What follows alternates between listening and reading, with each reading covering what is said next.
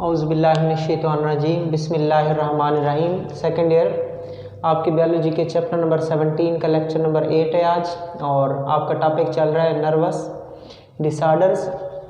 ठीक है, दिमागी बीमारियां, नर्वस सिस्टम के जो अमराज होते हैं उनको आप पढ़ रहे हो। आपने जो प्रीवियस लेक्चर था उसमें आपने पार्किंसन डिजीज़ देखी थी और उसके बाद एपिलेप्सी देखी थी। आज आप अल्जाइमर डिजीज़ देखेंगे। दिस डिजीज़ वाज, ये MCQs है बेटा, this disease was first described by Alois Alzheimer in 1907।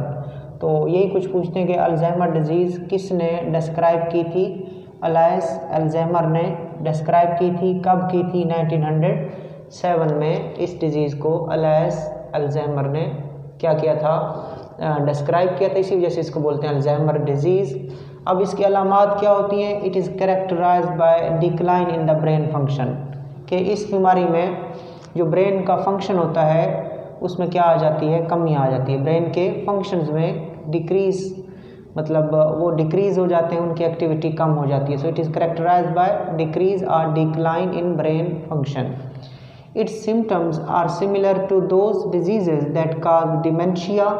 ये जो अल्जाइमर डिजीज़ है इसकी जो सिम्टम्स होती हैं वो मिलती जुलती हैं किसके साथ? डिमेंशिया के साथ। ठीक है, और डिमेंशिया का मतलब क्या होता है? डिमेंशिया का मतलब होता है मेमोरी लॉस, यादाश्त का ख़त्म हो जाना।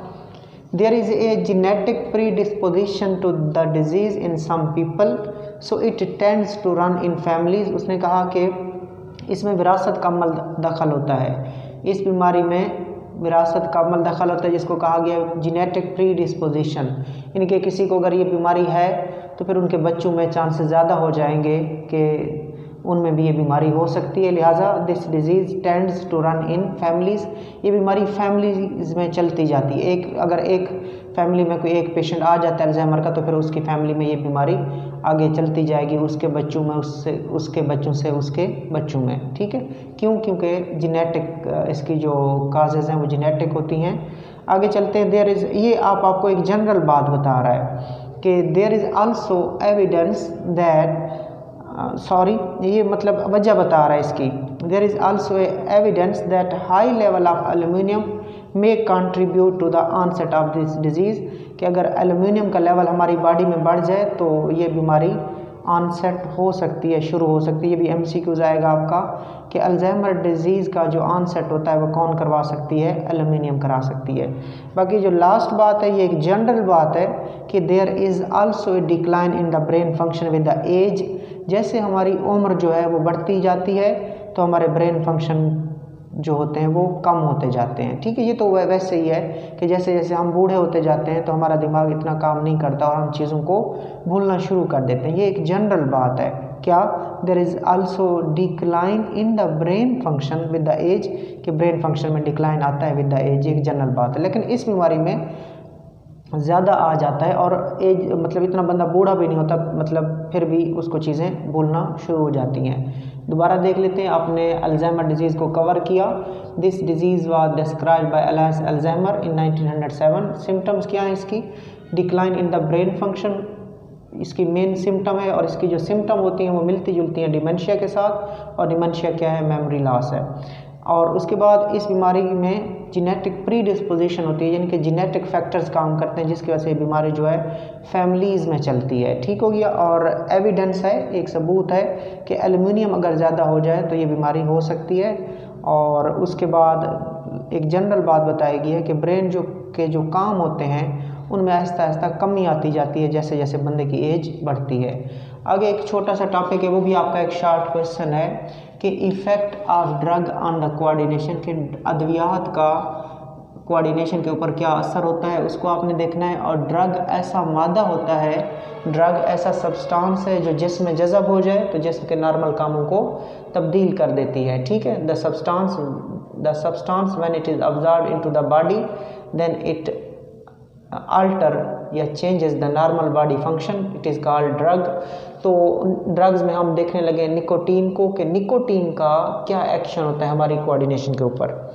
सो nicotine effects the post synaptic membrane in the central nervous system. जो पोस्ट सिनेप्टिक मेम्ब्रेन होती है, यानी कि ये न्यूरॉन है और ये प्री सिनेप्टिक मेम्ब्रेन है और इधर होती है पोस्ट सिनेप्टिक मेम्ब्रेन। ये जो निकोटीन है इसके ऊपर एक्ट करती है पोस्ट सिनेप्टिक मेम्ब्रेन। ये प्री सिनेप्टिक मेम्ब्रेन और ये पोस्ट सिनेप्टिक मेम्ब्रेन है। So nicotine effect post synaptic membrane in the central nervous system and in the peripheral nervous system. चाहे सेंट्रल नर्वस सिस्टम हो चाहे पेरिफेरल नर्वस सिस्टम हो, उसमें जो निकोटीन है जो कि एक ड्रग है, केमिकल है, वो इस पोस्ट सिनेप्टिक मेम्ब्रेन के ऊपर क्या करती है, एक्ट करती है, इफेक्ट करती है। It mimic the action of acetylcholine on the nicotine receptor, के इसका जो एक्शन होता है वो किससे मिलता जुलता है।